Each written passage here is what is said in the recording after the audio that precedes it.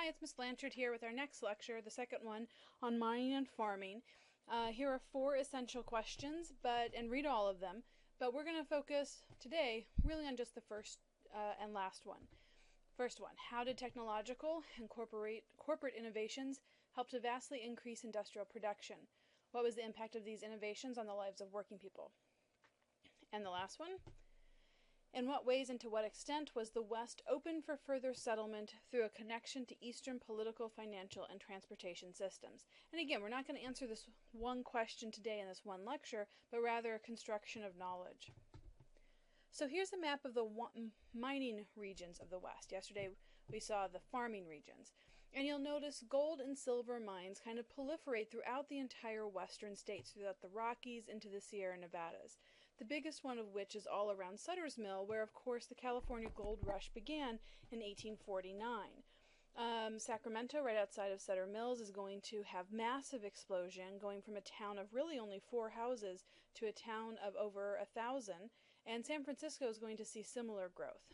But there's also a lot of smaller overnight mining towns that grow up by these different gold and silver lodes as they're discovered in the West. A lot of them quickly become ghost towns once the lodes either dry up or pan out not to have as much or any gold. But a lot of those towns are going to also simulate internal migration, as the need for local government, law enforcement, sanitation, and businesses to provide services, including for women prostitution. A lot of these miners are going to come, and as we talked about last year, use pan mining techniques that's really only surface lodes. And a lot of these surface lodes are very small, and some of them in fact are fool's gold. So these individual placer miners are very short-term jobs. It provides an initial impetus, but these people end up having to go on to other types of employment after, because they can't reach the deep lodes that corporations can. So mining is going to help build up corporations in the West. The Anaconda Mining Company is just going to be one of the really large corporations that spring up because they can afford the expensive machinery using hydraulic mining techniques. Today, if you follow the news, fracking is kind of similar to that, where they would put pressurized water into the gold and silver deposits, and that pressure, just like a juice box, if you ever had like a Capri Sun and blew bubbles down into it, causes not just the air to come back out, but also the juice inside of it. Well, it's also going to bring up gold and silver with it, and that's how a lot of the gold is extracted in the West. It has a horrible and detrimental effect on the land, but it makes a lot of profit for the corporations. These big mining bonanzas are really the first huge magnet to attract settlers en masse to the West. It began, like I said, in California in 1848 with the California Gold Strike, and then with the 49ers that come the year after. But you're also going to see big strikes in Pikes Peak, in Colorado, Carson River Valley, and the Comstock lode is going to be the biggest of all of the mining communities. It makes in sum $306 million in gold and silver. And John Mackay, it's known as his big bonanza, he's going to be the richest man in the world for a time. He earns $25 a minute from the gold and silver lodes in the Sierra Mountains, and he's only one of 4 of the big investors that profit from the Comstock lode. So this is just how big mining was in the West, but the big profits are going to be made by corporations and very few individuals. It also has a pull to immigration from outside the United States. So you have Latin American miners move up because that's an easy move just to migrate north. You're also going to see a lot of Chinese coming. They bring their tireless work ethic. A lot of them, if not miners, help to build the Transcontinental Railroad and also work in other support industries. But, and what we'll talk about later, it also results in increased immigration and the fear of Americans and the nativist reaction of the Chinese Exclusion Act.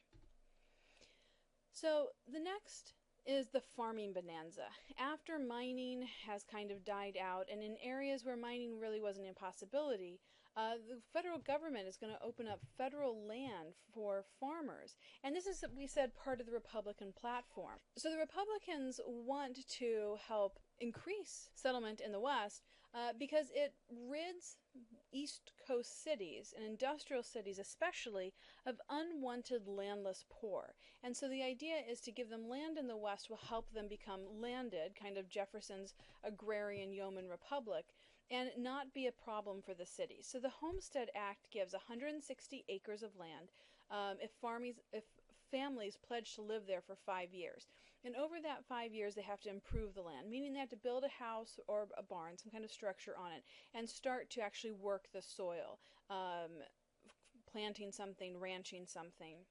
Other government acts help to develop Western lands by planting trees. That's going to be called the Second Homestead Act or the Timber Cultures Act, and building irrigation systems, and that's going to be the Newlands Reclamation Act in 1902. And all of these are going to help. Well, the planting trees is supposed to help stop erosion, and the irrigation is really what's going to open up what previously was unarable land, unfarmable land, to farming.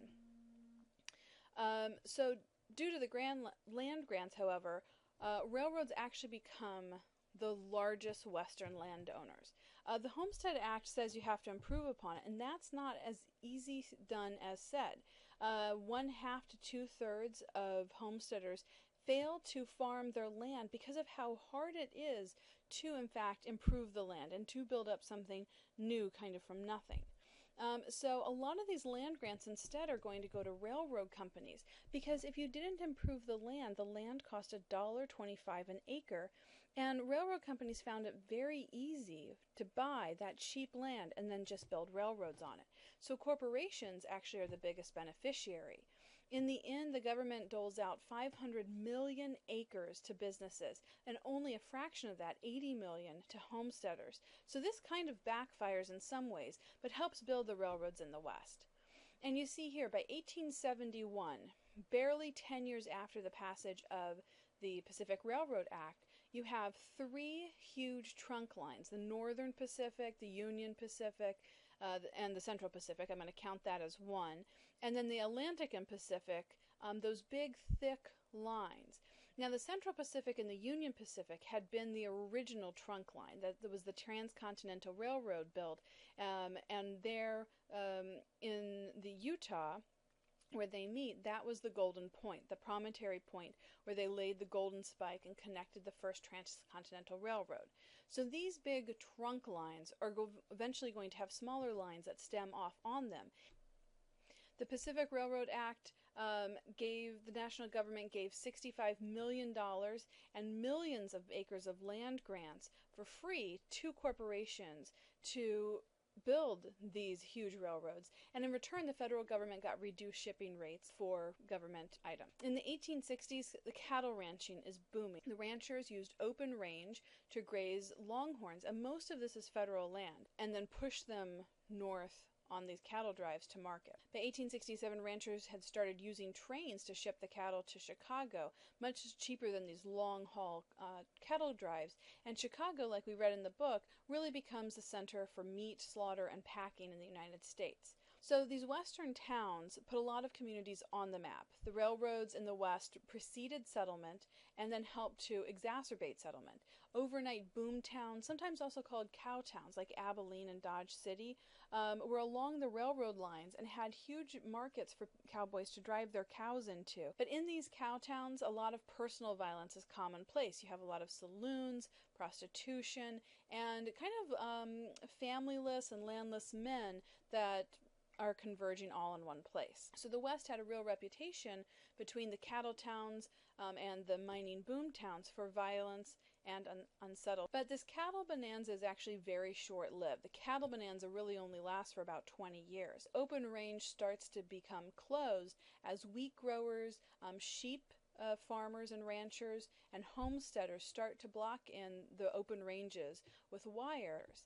A lot of farmers switch to raising sheep, which don't need the big open ranges, and you have a series of range wars that erupt over the grazing rights between cowboys and sheep boys. Sometimes these are even called fence cutter wars, because a lot of the cattle farmers would go so far as to cut the barbed wire and still graze their sheep through sometimes illegally fenced-in pasture. By the 1880s, the cattle business goes bust. In the 1880s, there's a horrible, horrible winter, so bad that some cattle even freeze to death standing up. That bad winter is followed by a spring and summer of drought, and a lot of the grasslands simply dry up. Overstocking also exacerbates that. You're putting too many cows on land, and especially the sheep tend to eat a lot of grass compared to their body mass, leads to the depletion of the grasslands in the West. Here's just a poster for barbed wire. This new invention of bringing wire together and making these barbs to make it harder to just simply cross through also helps, as you can kind of see in the picture, prevent cattle from being killed by the locomotives that are barreling through the West. One invention that deserves mention is the refrigerated car. Here, I'll give you a better picture of it. Gustavus Swift and Andrew Chase invented the first practical cattle car, and this is going to really drastically change the cattle business. The company becomes known as Swift and Armoire. This is going to slow down some of the stockyards in Chicago, as beef can be killed, slaughtered, and dressed at Western markets, and then shipped to Chicago for United States distribution. And here's where those homesteaders move to, into these sod houses. Sometimes the individual people are known as soddies or sod busters, and so the homesteaders are going to push west and trying to adapt to harsh living and farming conditions. It's going to be difficult. Farmers use dry farming techniques because the land is not open to irrigation yet, and plant tougher varieties of wheat especially. New machinery speeds up harvesting, and we'll take a look at a picture of that in a moment, and again helps create this climate for bonanza farms. And by 1890, the U.S. becomes a major crop exporter, where we have enough to feed our population, and we start exporting crops, especially to Central Europe, as they experience a bad winter and bad growing season. These soddy houses are constructed of stacked sod. Of course, when it does rain, you do have mud falling from the ceiling, but there's not a lot of rain in this time period on the Western Plains. The roofs are often supported by timber and usually covered with more sod, straw, or even small branches. There's a lot of competition in the West, and that's going to cause a lot of conflict. The high cost of improving land led farmers to be in debt for many decades, and the economic climate is going to exacerbate that. Western farmers increasingly saw themselves at odds with Eastern manufacturers, and especially the railroad tycoons that they felt charged unfair and exorbitant prices. Even though in the Triple Revolution, in the first half of the 19th century, we had seen a shift from a barter to a cash economy, the lack of cash in circulation in the time period is going to have a lot of Western farmers reverting back to a barter system. And this is something that's going to be the focus of a lot of reform. Farmers destroyed existing plants and animal species on accident by introducing new ones that competed with the old ones. And so you see a lot of environmental degradation of the land. And the buffalo, and we'll talk about this more in a lecture or two, becomes replaced by cattle and sheep, and buffalo are actually hunted almost into extinction. Introducing cattle and sheep that eat so much grasses cuts down on the roots and create a possibility of huge dust storms that are going to plague the United States really for a long time, and is going to kind of culminate in the Great Dust Bowl during the Great Depression in the 1830s. So backing up here, here's a map here's a graph of the homestead sales from 1870 to 1940, and you'll see when the homestead ends in 1890, the frontier line closes, and we'll talk more about that. The Homestead Act certainly does not. The Homestead Act actually goes on well into the 1990s. A lot of the lands after that are going to be more in like Alaska, but there's still a lot of Homestead Acts going on, but this is really the heyday, the big focus of what we talk about. In 1900, the West made up 30% of the U.S. population. It had only, though, been 1% in 1850. So for 50 years, that's a lot of growth. Here I told you we take a look at a picture of this new farming technology. On your right, you see a picture of the new combine, simply named because it combines the reaper that we talked about, Silas McCormick's reaper, and the harvester to both reap and harvest the grain. These new technologies increase the amount of land that could be farmed, but kind of unbeknownst to farmers, what this is going to lead to is oversupply in the market, which is also going to cause prices to plummet, especially in the 1880s and the 1890s. So that's the end of the lecture today. I promised you I'd keep it short and simple, and there you go. We'll pick up next time talking about women and minorities on the plains.